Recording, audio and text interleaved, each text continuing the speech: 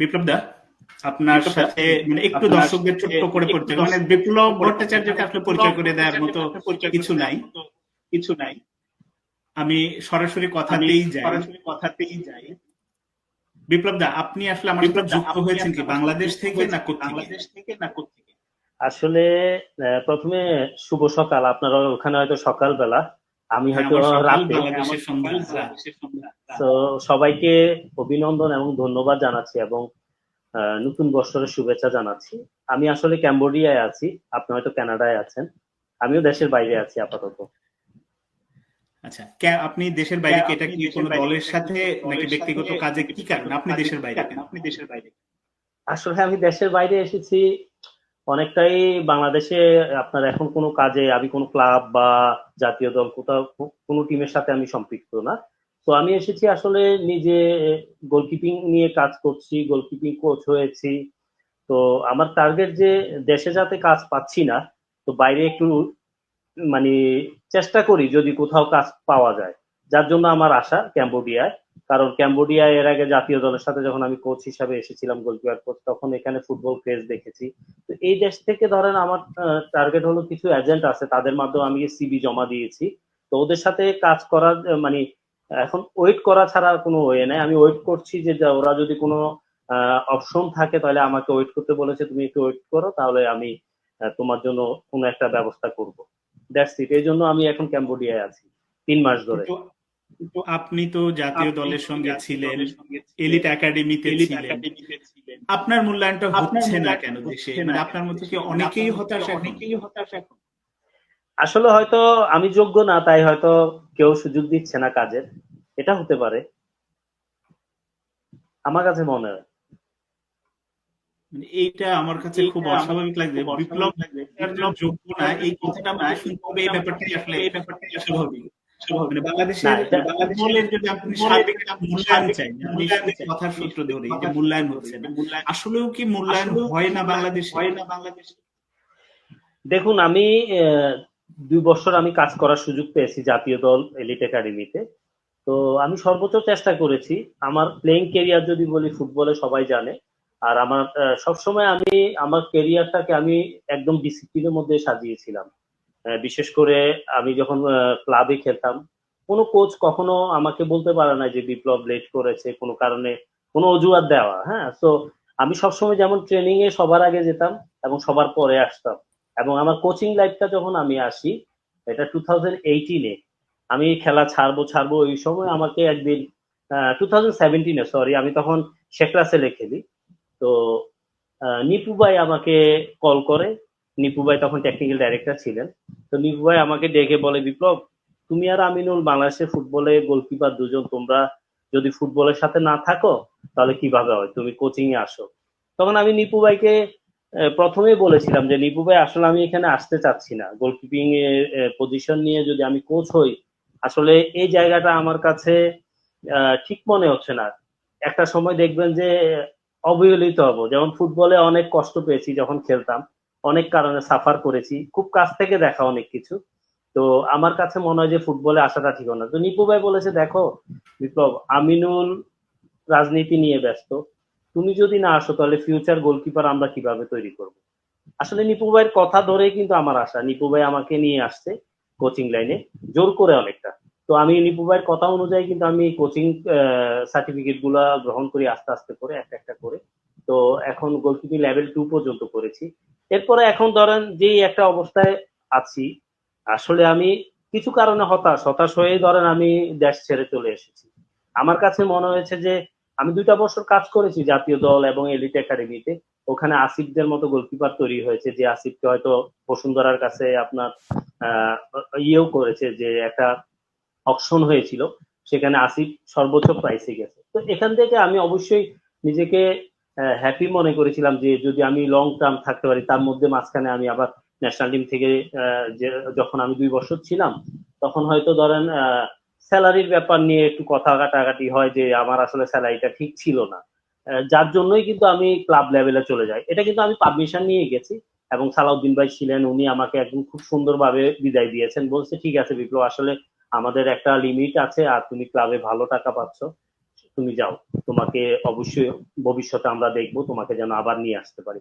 That's it. আমি আমার মতো ক্লাবে গেলাম, শেখ জামালে কাজ করলাম। এর মধ্যে তো ধরেন শেখ জামাল, শেখ রাসেল টিম অলরেডি এই বছর হয়নি। তো আসলে কি সবচেয়ে বড় জিনিস, এরপরে যে কাজ করব কোথাও, সেই কাজের অপশনটা লাস্ট 1.5 বছর ধরে নেই।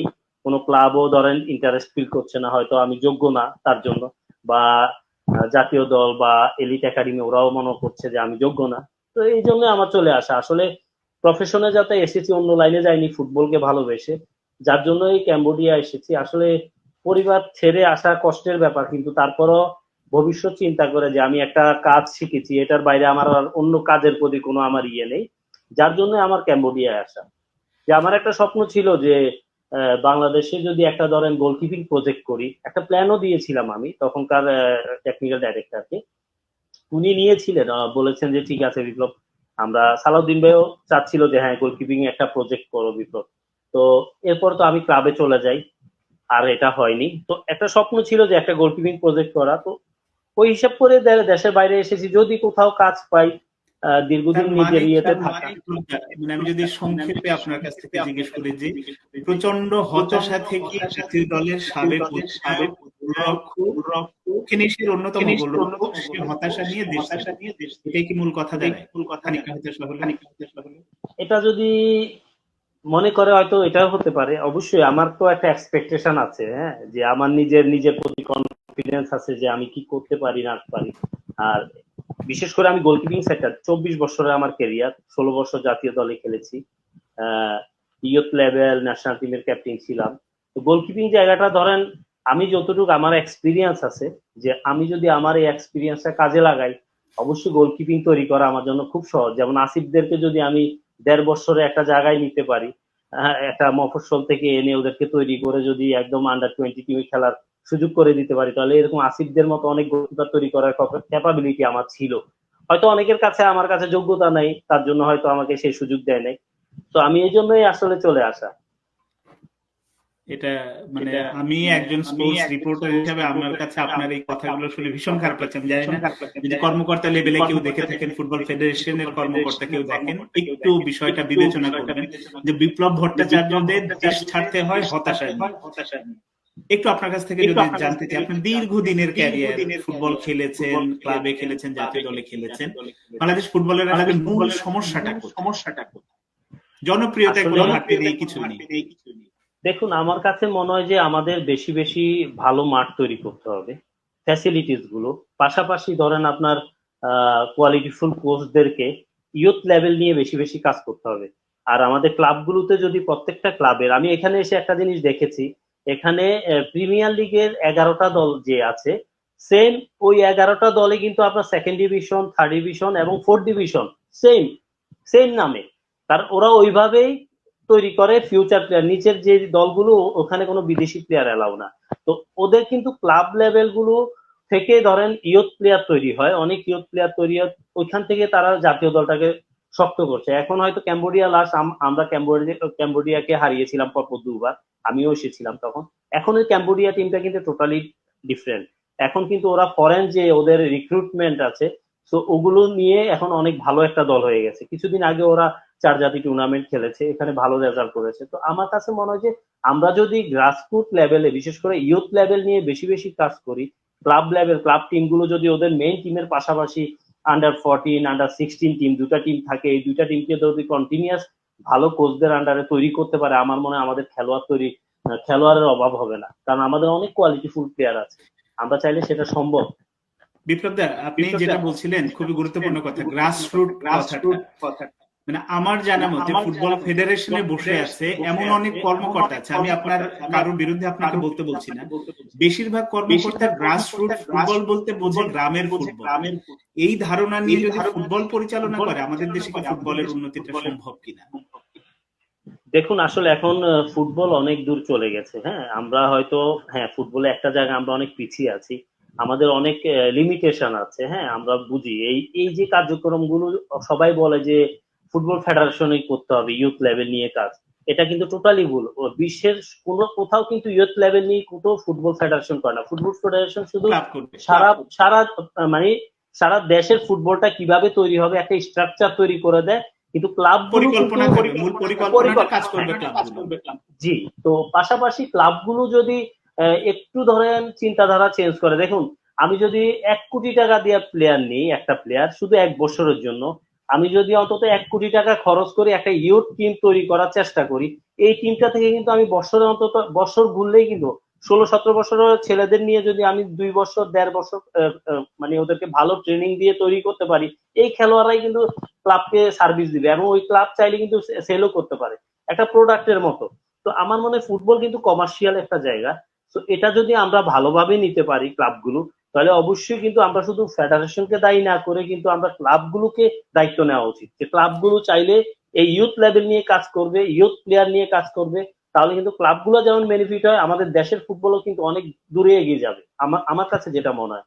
বিপ্লব দা, আমি একটা জায়গায় আপনাদের সাথে একটু ডিফার করি। আপনি বলছেন যে হ্যাঁ, ফুটবল ফেডারেশন কখনোই এই কাজ করে না, এটা কাজ, আপনার সাথে আমি পুরোপুরি একমত। কিন্তু একটা জায়গায় এই যে ক্লাবগুলোর এজ লেভেল নিয়ে কাজ করতে হবে, আমার মনে আছে আমি তখন এনটিভিতে, এটা 2010 সালের আগের কথা বলছি, আমি রিপোর্ট করেছিলাম যে সেই আবাহনী, মোহামেডান বলেন, শেখ জামাল, শেখ রাসেল, তারা যদি এখন নেই, এইসব প্রিমিয়ার লিগে যে ক্লাবগুলো খেলছে, এই ক্লাবগুলো যাতে এজ লেভেলের একটা টুর্নামেন্ট হয়, লিগ হয়, কথার কথা অনূর্ধ্ব 15 লিগ হবে। এটা ফুটবল ফেডারেশন 2-1 বার 18 করার চেষ্টা করেছে, পারেনি। এই যে পারে না, ক্লাবগুলোকে মানে একটা পরিকল্পনা দিল, সেটা বাস্তবায়ন করাতে পারে না, এই জায়গাটাতে তো ফুটবল ফেডারেশনের বড় ব্যর্থতা। এটা তো করতে হবে, নীতিগত জায়গা থেকে তাকে বাস্তবায়ন করতে হবে। আসলে সাদাত ভাই, আপনার বিগত দিনে এই জিনিসগুলো হয়নি দেখে কিন্তু আমাদের একটা একটা সময় আমরা অনেক প্লেয়ার পাইনি। যেমন আপনি এলিট একাডেমি যখন প্ল্যান করেছে, এলিট একাডেমি আসার পর কিন্তু বেশ কিছু প্লেয়ার বের হয়েছে, যে জনিরা বের হয়েছে, আসিফদের মতো প্লেয়ার বের হয়েছে, রফিকুলের মতো প্লেয়ার বের হয়েছে, এরা কিন্তু আমাদের হাতে ছিল প্রথম থেকে। হ্যাঁ, তো আমার কাছে যেটা মনে হয় যে ফুটবল ফেডারেশন লাস্টের দিকে সালাউদ্দিন ভাই যে প্ল্যানটা নিয়েছে এই যে এলিট একাডেমি নিয়ে, এরকম একাডেমির পিছনে যে ব্যয়বহুল একটা খরচ, হ্যাঁ, একটা সময় হিমশি একদিন আমি এখন একদম ফ্র্যাঙ্কলি বলি, ওপেন বলি, যে আমার মনে আছে সালাউদ্দিন ভাই একদিন আমাকে ডেকেছিল, আমি ওনার অফিসে যাই, যাওয়ার পর সালাউদ্দিন ভাই আমাকে বলেছে, বিপ্লব, এলিট একাডেমির জন্য আমি ফান্ডিং যে জিনিসটা, যে ফান্ডিংটা আমার জন্য অনেক টাফ হয়ে যাচ্ছে, যে ফিফা এফসি তে যে টাকাগুলো আসে আমরা হয়তো এত এলিট একাডেমির পিছিয়ে দিব, তারপরে প্রিপারেশন আদার্স সাইট গুলো বাংলাদেশে অন্য খেলাধুলা আছে অনেক জায়গায় দিতে হয়। তো এখানে কিন্তু ফান্ডিংটার ব্যাপার। তখন সালাউদ্দিন ভাই আমাকে নিজে বলেছে যে, বিপ্লব, আমার 4টা 5টা ফ্রেন্ড আছে, ওরা কানাডা, ইউকে, ইউএসএ থাকে, তো ওরা আমার জন্য কিছু টাকা পাঠাবে, যেটার টাকাটা পুরাটাই আমি এলিট একাডেমিতে দিচ্ছি। এখন আমার ওই টাকাটা দিয়ে যাওয়া, খাওয়া টাওয়া, এই জিনিসগুলো উনি উনি ম্যানেজ করেছেন। তখন আমার কাছে মনে হলো, দেখুন, একটা প্রেসিডেন্ট তার ফ্রেন্ড থেকে পার্সোনালি এনে জিনিসগুলো দিচ্ছে, এটা একদম আমাকে নিজে বলেছে উনি সামনে বসে।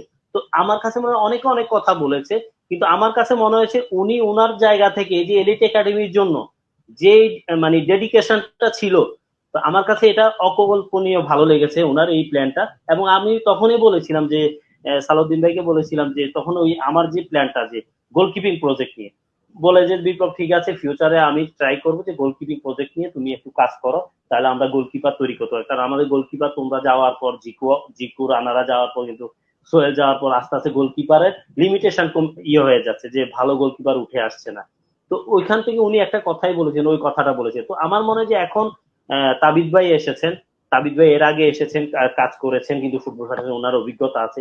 তো আমার কাছে যেটা মনে হয়, তাবিদ ভাই অনেক পজিটিভ ভাবে আগাচ্ছেন। বিশেষ করে হামজার ব্যাপারে যদি আমি দেখি, লক্ষ্য করছি উনি অনেক ইংল্যান্ডে গেছেন, ওইখানে ওর সাথে দেখা করেছেন একটা প্রেসিডেন্ট, এভাবে ধরেন ডেডিকেশন।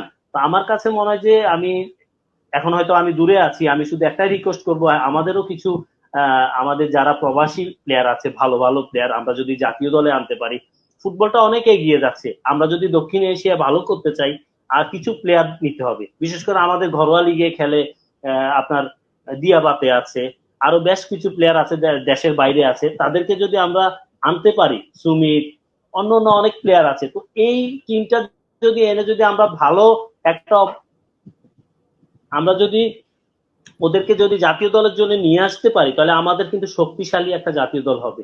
তো আমার মনে একটা সময়ের প্রয়োজন আছে, উনি এসেছেন, আস্তে আস্তে করবেন। আর যেটা আপনি বলেছেন ইয়ুথ লেভেল নিয়ে, অবশ্যই আমি মনে করি, আমি অনুরোধ করব আমাদের বর্তমান প্রেসিডেন্টকে, উনিও কিন্তু এলিট একাডেমিটাকে ভালোভাবে সাজিয়ে একদম ভালো প্লেয়ার তৈরি করার জন্য যে পাইপলাইন একদম গ্রাসরুট থেকে তৈরি করবে, যেন ফিউচারে আমাদের প্লেয়ার কম কম হয়। ক্লাবগুলো তো অবশ্যই ক্লাবগুলো করবে, অবশ্যই ক্লাবগুলো করা উচিত, কারণ সবাই প্রফেশনালি ফুটবল খেলে।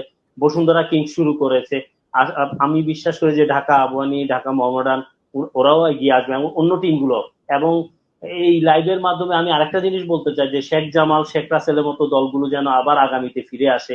এতে করে আমাদের অনেক খেলোয়াড় উপকৃত হবে, আমাদের অনেক খেলোয়াড় কিন্তু খেলা ছেড়ে দিবে না। কারণ এই দলগুলো যদি না থাকে, ফিউচার আমাদের বাংলাদেশে অনেকে খেলা থেকে মুখ ঘুরিয়ে নিবে, অনেক খেলোয়াড় টিম না পেয়ে খেলা ছেড়ে দিবে। তো এই জিনিসগুলো অনেক কষ্টদায়ক। বিপ্লব দা, আপনি এই যে প্রবাসী ফুটবলার কথা বলতেছিলেন, আমাকে এখানে কয়েকজন আসলে কমেন্টসে লিখছে যে মানসম্মত প্রবাসী ফুটবলারদের প্রতি বাফুফের অনীহার কারণ কি? বিপ্লব দা আপনার কাছে জানতে চেয়েছে, এদের নেওয়া উচিত কিনা? মানে আমি ঢালাও ভাবে যে বিদেশে খেলার জন্য তাদের নিতে হবে না, মানসম্মত যে সামিদ শোভলি, কুইন্স সোলেভানের কথা বলছে বিভিন্ন জায়গা থেকে, আসলে এদের আপনি দিয়াবাতের কথা, দিয়াবাতের প্রসেসটা একটু, যেহেতু পাসপোর্ট অনেক এলিটা কিংসলে দিতে হবে, আসলে সাময়িক ফলাফল সাময়িকভাবে ভালো করার জন্য হামজাটা আসলে হামলার পাশাপাশি আরো ভালো মানের ফুটবলার দরকার কিনা, এবং ফুটবল ফেডারেশনের পক্ষ থেকে উদ্যোগটা নেওয়া। দেখুন, ফুটবল ফেডারেশন কিন্তু উদ্যোগ নিয়েছে বলেই কিন্তু হামজাকে এত তাড়াতাড়ি পেয়েছে, অনেকদিন পেন্ডিং এর পর। তো আমার কাছে মনে হয় যে ফুটবল ফেডারেশন অবশ্যই যারা এটা নিয়ে কাজ করছেন সবাই, যাদেরকে দায়িত্ব দেওয়া হয়েছে, অবশ্যই ওরা হার্ড এন্ড সোল চেষ্টা করছেন। এবং সুমিতের কথা বলছি, সুমিতের রিলেটিভ, বিশেষ করে সুমিত তো সিলেটের, সুমিতের একটা রিলেটিভ ছিল, ও আমাকে একদিন বলেছে যে দাদা ও খেলার ইচ্ছা আছে। তো আমার মনে হয় যে সুমিতের সাথেও যোগাযোগ করা উচিত, ওকে যেন নিয়ে আসা যায়। দেখুন, আমাদের সবচেয়ে বড় সমস্যা কিন্তু নাম্বার 9 পজিশন। যদি আপনি দেখেন আমাদের ডিফেন্স লাইন, যদি দেখেন আমাদের লোকালরা কিন্তু ফ্যান্টাস্টিক আপনার সার্ভিস দিচ্ছে প্রত্যেকটা পজিশনে, বিশেষ করে উইং এ আপনার রাকিব আছে, ফাইম আছে। তো আমাদের খেলোয়াড় কিন্তু আদার সাইড, আমাদের হচ্ছে স্কোরিং এর সমস্যা। দেখুন, আমরা যদি স্কোরিং নিয়ে ভাবি, স্কোরিং এর জন্য কিন্তু আমরা ভালো খেলে ম্যাচ হারি। খুব মানে এত ভালো ফুটবল খেলছে এখন আমাদের, বিগত দুই আড়াই বছর যদি আমরা ফলো করি, যে কিন্তু খারাপ খেলছে না। কিন্তু এই জাতীয় দলে আমাদের সবচেয়ে বড় স্কোরিং অ্যাবিলিটিটা। তো আমরা যদি ভালো একটা নাম্বার 9 নিতে পারি সাফের আগে, আমি অনেকবার বলেছি যে দিয়াবাতের কথা, এই জন্য বলছি তার অভিজ্ঞতা, সে বাংলাদেশে খেলছে, খেলোয়াড়দের সাথে একটা আন্ডারস্ট্যান্ডিং আছে, ও কিন্তু নাম্বার 9 হিসাবে বেস্ট আমার কাছে মনে হয়। এখন ফেডারেশন কিভাবে করবে, ওনারা এটা ভালো বুঝেন। এটা আমার পক্ষ থেকে আমি এই জন্যই বলছি যে দিয়াবাতেকে যদি কোনোভাবে আমরা নাম্বার 9 পজিশনে খেলাই, তাহলে আপনার পিছন থেকে হামজা আছে, আমাদের যে মিডফিল্ড গুলো আছে, হৃদয় আছে, অনেক ভালো ভালো মিডফিল্ড আছে। হামজা কিন্তু গোল করারও কিন্তু, ও কিন্তু গোল করতে আসে, ওর পজিশন কোচ ঠিক করে দিবে, সে কি ডিফেন্সিভ মিডফিল্ড খেলবে না অ্যাটাকিং মিডফিল্ড খেলবে। তো এটা কিন্তু টোটালি কোচের উপর। তো আমার মনে হয় যে আমাদের শক্তিটা অনেক বেড়ে যাবে, বিশেষ করে নাম্বার 9 পজিশনে যদি দিয়াবাতের মতো একটা স্ট্রং স্ট্রাইকার আসে হোল্ড করার মতো, তাহলে অবশ্যই আমরা স্কোরিং অ্যাবিলিটিটা আমাদের বাড়বে, সাফে অন্য টিমগুলো কিন্তু আমাদেরকে ভয় পাবে। এবং আমাদের সবচেয়ে বড় জিনিস কি, মেন্টালি সব খেলোয়াড়ের মধ্যে একটা উজ্জীবিত আসবে, যে আপনি একটা ফুটবল ম্যাচ জিততে হলে কিন্তু মেন্টালি টাফনেস দরকার। মেন্টালি যদি আপনি পিছিয়ে যান, কখনো জিততে পারবেন না। তো আমাদের টিমটা যখন এরকম ব্যালেন্স হবে, হামজা আসবে, সবাই অলরেডি কিন্তু চিন্তায় পড়ে গেছে যে বাংলাদেশে হামজা খেলবে। হামজা কিন্তু একটা ফ্যাক্টর, হ্যাঁ, ওর মতো প্রোফাইল প্লেয়ার কিন্তু এর আগে আসেনি। তো আমার মনে হয় যে যদি আমরা দিয়াবাতেকেও যদি এর মধ্যে সাফের আগে নিতে পারি, তাহলে এটা আমাদের জন্য খুব ভালো একটা সুযোগ হবে। মানে আসলে ফুটবল ফেডারেশন আরেকটা খেলার ব্যাপারে একটু স্পেসিফিক জানতে চাই। আপনি নবাবকে বসুন্ধরা কিংসে খেলেছেন, বাংলাদেশে নেই। নবাব সম্পর্কে এক ধরনের ভালো, যখন অস্কার প্রয়োজন জায়গা ছিলেন তাকে ডাকাও হলো, এরপরে নবাবের খোঁজ এরা ওইভাবে গুরুত্ব দেয়নি। এটার আসলে নবাবের ল্যাকিংস এর জায়গাটা আপনার কাছে পজিশনগত সমস্যা নাকি? দেখুন, আমি আপনাকে বলি, আমার নবাব যেই জায়গায় খেলে, বিশেষ করে উইং সাইডটা দিয়ে খেলে, আপনি নবাবের সাথে যদি আপনি কম্পেয়ার করেন, সে কিন্তু নাম্বার 9 পজিশনে খেলে না, ওইরকম ইয়ে না। কারণ ও যে হাইট যাই বলেন, ওই তো উইং সাইড দিয়ে বেটার খেলে, খারাপ না। কিন্তু আমার কাছে যেটা মনে হয়েছে, নবাবের চাইতে আমাদের রাকিব, আমাদের ফাইম, এরা অনেক বেটার। কারণ নবাব এক ম্যাচ খেলে, কোচ কেন বাদ দেয় এটা আমি খুব কাছ থেকে দেখেছি, সে হঠাৎ হঠাৎ খেলা থেকে হারিয়ে যায়। আমার কাছে যেটা মনে হয় যে কোচ এসব কারণ, একটা খেলোয়াড় কিন্তু উইং যারা খেলে তাদের কিন্তু কন্টিনিউয়াস কিন্তু আপনার 90 মিনিট তাদের এফোর্ট দেওয়ার ক্ষমতা থাকতে হবে, উঠতে হবে, একদম নামতে হবে। তো আমার কাছে মনে হয় রাকিব এবং ফাইন বেস্ট বেস্ট চয়েস। এবং আমাদের লোকাল কোয়ালিটি যারা আছে, হ্যাঁ, নবাব আমাদের দেশি, অবশ্যই তাকে অনার করি, তাকে সম্মান করি। নবাবকে আমি কাছ থেকে দেখেছি, শেখ জামালেও দেখেছি।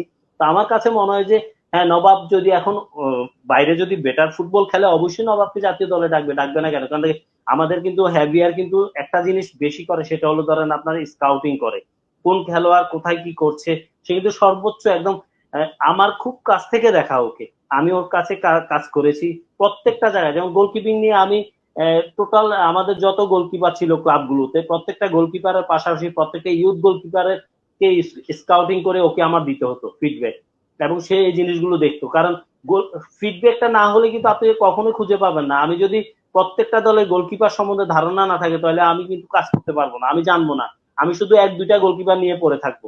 তো এমনও হয়েছে আমি যখন কাজ করতাম, হ্যাভিয়ার বলতো যে তুমি ইয়ুথ গোলকিপারদের নিয়ে সপ্তাহে একদিন ট্রেনিং করা, তো এটা ক্লাবকেও আমি দিয়েছিলাম তখন। তো ওইখানে মাঝে মধ্যে সাকিব আসতো, মোহামেডানের সাকিব আসতো আমার কাছে ট্রেনিং করতে, আমি করাতাম, যে আসতো আমি করাতাম, উইকলি একদিন আমি করাতাম ওদেরকে।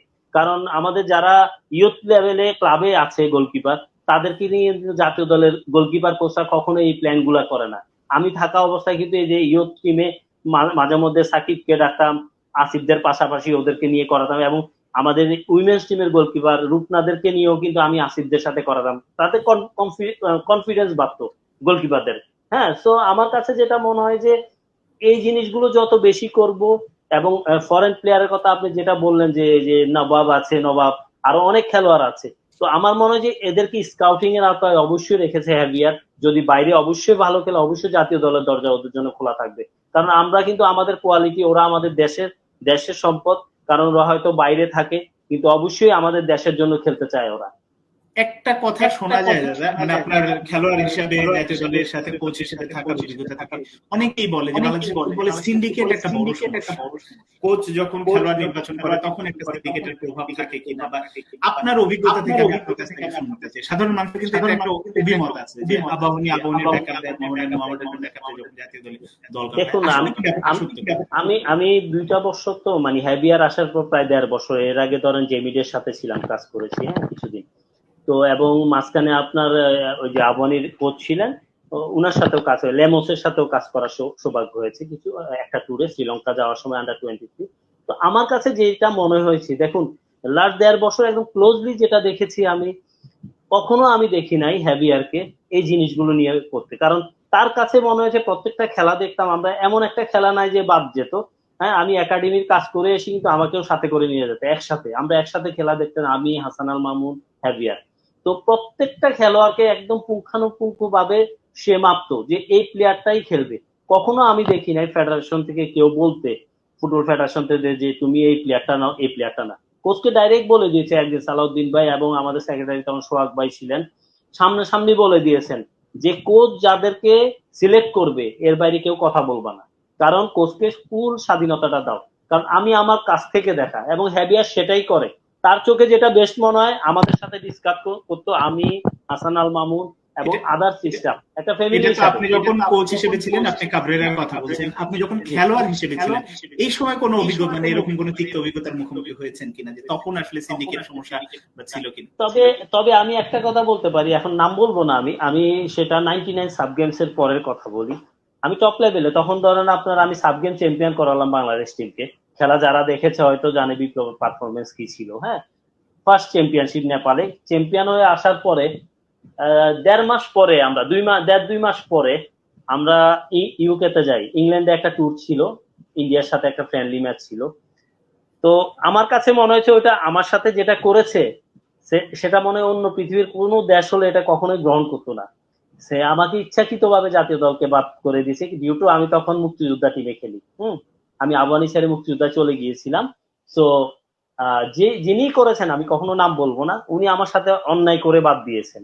তো আমার কাছে মনে হয়েছে তখন যে এত মানে মানে আমার কাছে কষ্ট লেগেছে, যে আমি একটা সময় মনে করেছিলাম তোর আমি খেলবই না, যে আমি সাব গেম চ্যাম্পিয়ন করে আসার পর যদি আমার পারফরমেন্স খারাপ থাকে, আমাকে ইংল্যান্ড টুরে বাদ দিয়েছে ডিউ টু ইচ্ছাকৃত ভাবে।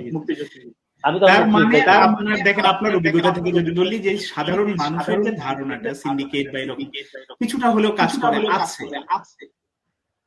তবে ওই ওই যে আমি বলছি যে ওই ট্যুরে বাদ দেওয়ার পরে কিন্তু আমাকে এরপরে আবার এশিয়া কাপের জন্য ডেকেছে, ঠিক আছে, তখন ফরেন কোচ আসে। তো এশিয়া কাপে আমি খেলতে যাই দুবাইতে।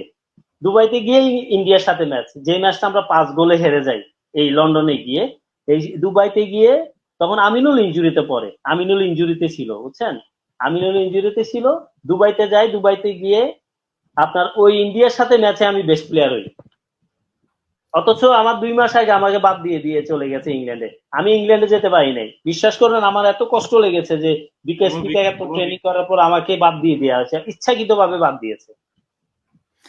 আচ্ছা, যেহেতু গোলকিপার পজিশন নিয়ে কথা বলছেন, বাংলাদেশের যদি আমি বলি আমিনুল বিপ্লব জুটির পরে স্বীকৃত, তার আগে যদি আমি কারণ ভাইয়ের কথা বলি, মহসিন ভাইয়ের কথা বলেছিল, আপনাদের সর্বশেষ বিখ্যাত জুটি আমিনুল বিপ্লব জুটি।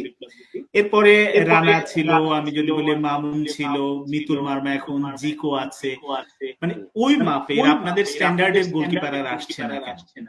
সমস্যাটা কোথায়? আমি তো আপনাকে বললাম কিছুক্ষণ আগে, প্রথমে আমি বলেছি যে আমাদের গোলকিপিং প্রজেক্ট নিয়ে কাজ করা উচিত, স্পেশালি যারা গোলকিপিং নিয়ে প্রজেক্ট যদি করি, আমরা যদি বাংলাদেশে শুরু করতে পারতাম তাহলে কিন্তু আমাদের অনেক গোলকিপার তৈরি হতো, আমাদের কোয়ালিটির অভাব নেই। দেখুন এই যে আসিফের কথা আমি কেন বলি, আসিফ, মাহিন, তারপরে আপনার ইমন নামে একটা ছেলে ছিল চট্টগ্রাম থেকে, ওরা কিন্তু কখনো বেসিক জিনিসগুলো পায়নি। সত্যি কথা যদি বলি, এখানে এসে 1.5 বছর তারা আমার আন্ডারে কাজ করেছে, কাজ করার পর কিন্তু ওরা ডাইরেক্ট আন্ডার 20 টিমে খেলেছে।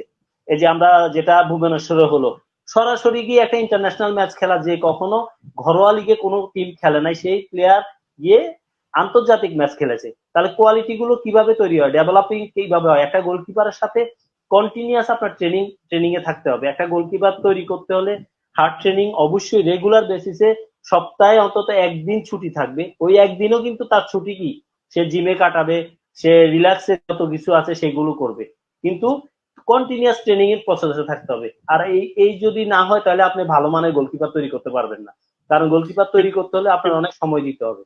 বিপ্লব দা, মানে অনেকেই অনেক রকম প্রশ্ন করছে আপনার কাছে, আমি একজনের প্রশ্নটা একটু আপনাকে দেই। রয়েল শেখ নামে একজন লিখেছে যে ভাই আপনি, উনি বলছেন, বিপ্লব দা বলছেন যে নবাবের চেয়ে ফাহিম বেটার, কিন্তু ফাহিমের 2024-এ পারফরমেন্স কি ছিল আর কেন বেটার, এর একটু ব্যাখ্যা চেয়েছে সে। দেখুন আমি কিছুক্ষণ আগেও বলেছি কেন বেটার। ফাহিমের কোয়ালিটিটা হলো ওই স্পিড, অনেক নবাবের চাইতে স্পিডই আছে। আমি যখন উইং এ খেলাবো, স্পিড থাকতে হবে তার উইং দিয়ে, এবং তাকে নামার কোয়ালিটিও থাকতে হবে। ফাহিমের দুটোই ছিল, কিন্তু নবাবের হলো সে উঠার পরে কিছু কিছু সময় সে হারিয়ে যেত, সে দাঁড়িয়ে যেত, সে ওইসব পজিশনে থাকতো, তার নামতো না। কারণ আমার উইঙ্গারদের অবশ্যই কাজ হলো অ্যাটাকে যাবে, আবার ডিফেন্সকেও আপনার সাপোর্টে আসতে হবে। তো এই জিনিসগুলোর জন্য নবাব খারাপ আমি সেটা বলি নাই, কিন্তু আমাদের যদি আমরা কম্পেয়ার করি জাতীয় দলে খেলার জন্য, তাহলে অবশ্যই কোচ তখন বেস্ট পসিবিলিটি প্লেয়ারকেই বেছে নেবে যে কন্টিনিউয়াস 90 মিনিট টিমকে সার্ভিস দিবে। তো এই জন্যই বলেছি, হ্যাঁ আপ এন্ড ডাউন থাকবে সবার। দেখুন নবাব একটা সময় ভালো ছিল, নবাবকে জাতীয় দলে এনেছে, তাকে সুযোগও দেওয়া হয়েছে জাতীয় দলে, কিন্তু আপনি যখন ওভারঅল যখন কোচ সুযোগ দেওয়ার পর যখন পারফরমেন্স খারাপ হবে, অবশ্যই কোচ চিন্তা করবে যে তার জায়গায় বেটার কে আছে তাকে সুযোগ দেওয়া। তো সে জিনিসটাই করেছে। আমি নবাবকে কখনো খারাপ বলছি না, কিন্তু নবাব তো আমি আগেও বলেছি, আমাদের যারা প্রবাসী ভাইরা আসবে তাদেরকে সম্মান করা উচিত, তাদেরকে সুযোগ দেওয়া উচিত বেশি বেশি। তাদের কাছ থেকে যদি আমরা বেটার কিছু পাই, অবশ্যই জাতীয় দলে খেলবে, এখানে কোনো কম্পেয়ারের বা কোনো কিছু নাই, কারণ কোনো স্পেসিফিক কোনো সুযোগ থাকবে না। দেখুন জাতীয় দলের যেই কোচ আছেন এখন, এবং যেই কোচ হন, আমাদের লোকাল কোচও যদি হন, একটা কোচ কখনো চায় না তার তার বেস্ট প্লেয়ারটা বাদ দিয়ে একটা মানে লেস প্লেয়ারকে খেলাতে। তো কারণ একটা কোচের উপর কিন্তু দিন শেষে সবকিছু যায়, ভালো খারাপ সবকিছু, একটা কোচ কখনো এই জিনিস করবে না। হ্যাঁ আমরা ওই যে সিলেকশনের ব্যাপারে আগে, জি বলেন। না না, আপনি শেষ করেন। যেমন আগে কথা হতো সিলেকশনের ব্যাপারে, অনেকে কনস্পিরেসি করতো, হস্তক্ষেপ করতো, আমি থাকা অবস্থায় আমি কখনো দেখিনি, আমি কখনো জাতীয় দল আমি হ্যাভিয়ারকে দেখিনি, এবং বাইরে থেকে কেউ বলছে যে আমার এই প্লেয়ারটাকে নেন, এই জিনিস কখনো হয়নি। দেখুন আমরা কিন্তু থাকা অবস্থায় যে জীবন সোহেলদের মতো খেলোয়াড়কেও কিন্তু ক্যাম্প থেকে মানে আউট করে দিয়েছে ডিউ টু কোচের কাছে মনে হয়েছে ডিসিপ্লিন, কারণ জাতীয় দলে যারাই খেলবে ডিসিপ্লিনের আওতাধীন আসতে হবে, ডিসিপ্লিন ছাড়া কখনোই ভালো রেজাল্ট পাওয়া যাবে না। তো কিছু কারণে তাদেরকে বাদ দেওয়া হয়েছে, কিন্তু তারা তো সোহেলের মতো গোলকিপার বাংলাদেশের one of the best goalkeeper Sohel, আমরা যদি চিন্তা করি ডিউ টু ওর ফোকাস বা কিছু কারণে তার লেকিংস আছে দেখেই কিন্তু সে আস্তে আস্তে করে জাতীয় দলকে বাদ করেছে। তো আমার কথা হলো যে কখনো একটা কোচ তার মানে ওই যে বললাম একটু আগে যে নবাবকে কেন নেয়নি, ডিউ টু কিছু কারণ আছে। একটা কোচের চোখে কিন্তু অনেক কিছু পড়ে, আমরা বাইরে থেকে অনেক কিছু বুঝি, কিন্তু কোচ তার সবচেয়ে বেশি, কারণ সে এটা নিয়ে পড়াশোনা করে, প্রত্যেক দিন পড়াশোনা করছে যে আমার কোন প্লেয়ারটা যায়, কোন প্লেয়ারটা খেলালে বেটার হবে। তো এসব কারণে বাদ যাচ্ছে। কিন্তু নবাব যদি ভালো খেলে, বাইরে যদি ভালো পারফরমেন্স করে, আবারও নবাব আসবে জাতীয় দলে, এটা কোনো অপশন তো বন্ধ করে দেয়নি। আমি আমি আমি আমি শেষ দুটো প্রশ্ন করবো, খুব বেশিক্ষণ আর লেন্দি করবো না। প্রথম প্রশ্নটা হচ্ছে, মানে শেষের প্রথমটা, বাংলাদেশ এএফসি কাপের প্রথম ম্যাচ খেলবে বাছাই পর্বে ভারতের বিপক্ষে 25শে মার্চ। আপনি এই ম্যাচটা নিয়ে, হামজা অভিষেক হবে সবকিছু মিলে ভারতের সাথে সবসময় ম্যাচ, মানে আমরা মনে করি ভারত অনেক এগিয়ে ফুটবল, কিন্তু আবার আমাদের সাথে যখন ম্যাচ হয় হয়তো আমরা কখনো হারি, কখনো জিতি, কখনো ড্র করি। এই ম্যাচটা নিয়ে আপনার প্রেডিকশনটা কেমন হতে পারে? খেলা হবে শিলংয়ে আই থিঙ্ক। হ্যাঁ, ওরা ইচ্ছাকৃত ভাবে কিন্তু ভারতীয়রা ধরেন এমন একটা জায়গায় নিয়ে গেছে, এটা টার্ফের মাঠে খেলা। সো আমি মনে করি যে এটা আমার আমার আমি এজ এ দীর্ঘদিন খেলার অভিজ্ঞতা থেকে বলছি যে আমাদের যদি প্রিপারেশনটা নিতে হয় ভারতের বিরুদ্ধে ম্যাচ খেলার জন্য, অবশ্যই আমরা এমন একটা দেশে যাওয়া উচিত যেখানে টার্ফের মাঠ থাকবে, যেখানে আমরা খেলে আমাদের খেলোয়াড়রা অভ্যস্ত হবে। কারণ হঠাৎ করে একটা টার্ফের মাঠে, ইন্ডিয়ানরা কিন্তু অভ্যস্ত, ওরা কিন্তু টার্ফের মাঠে অনেক ম্যাচ খেলে। তো আমার কাছে মনে হয় যে আমরা যদি হামজাকে নিয়ে যদি, যে আমাদের বাইরে ক্যাম্প হবে, ওই ক্যাম্পটা যদি একটা টার্ফের মাঠ থাকে যেখানে প্রিপারেশন নিতে সুবিধা হবে। হামজারও কিন্তু আপনার অ্যাডজাস্টমেন্টের একটা ব্যাপার আছে। তো আমার মনে হয় যে হামজা তো এই আসলে জিনিস টার্ফের মাঠে খেলে না, আমরা না, নরমাল টার্ফে খেলে। না, আমি আমি সেজন্যই বলছি হামজার জন্য এবং আমাদের খেলোয়াড়দের জন্য, আমরা কিন্তু এখন ঘরোয়া লিগ চলছে, একটা ক্লান্তি আসবে খেলোয়াড়দের। তো এর মধ্যে কিন্তু যদি খেলোয়াড়দেরকে যে টার্ফের মাঠে যদি অন্তত 1 মাস আগে যদি আমরা প্ল্যান করি যে আমরা অন্তত বাইরে গিয়ে 15 দিন টার্ফের মাঠে ট্রেনিং করে ইন্ডিয়ার সাথে ম্যাচটা খেলি, আমার কাছে মনে হয় যে আমরা বেস্ট পসিবিলিটি আছে যে আমরা জয়ের। কারণ আমার কাছে মনে হয় যে বাংলাদেশ মেন্টালি অনেক ইন্ডিয়ার সাথে ভালো খেলে। আমরা শুধু স্কোরিংটা যদি করতে পারি, অবশ্যই আমরা এই ম্যাচ জিতবো ইন্ডিয়ার সাথে। আমার শেষ প্রশ্ন, বিপ্লব ভট্টাচার্যকে যদি ফুটবল ফেডারেশন থেকে আবার ডাকা হয় যে তুমি দেশে আসো, একাডেমিতে কাজ করো, কিংবা ইউথ লেভেলে কাজ করো, কিংবা জাতীয় দলের সাথে কাজ করো, বিপ্লব ভট্টাচার্য ফিরবে কিনা?